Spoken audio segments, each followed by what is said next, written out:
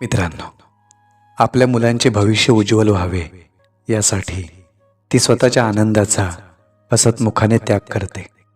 काळाच्या ओघात आपण मोठे होतो, आपल्या जबाबदाऱ्यांचे ओझे वाढते आणि करिअरच्या शर्यतीत आपण इतके गुंतून जातो की तिला वेळ देणं विसरतो. कधीतरी एखादी महागडी साडी किंवा वस्तू दिली की आपल्याला वाटतं आपलं कर्तव्य संपलं. पण खरंच तिला हेच हवं असतं का?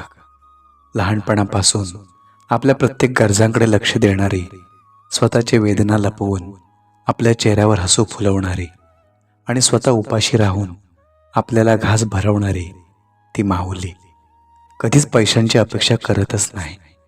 तिला फक्त आपल्या मुलांकडून हवा असतो तो थोडा सन्मान, मायेचे 2 शब्द आणि तिची विचारपूस.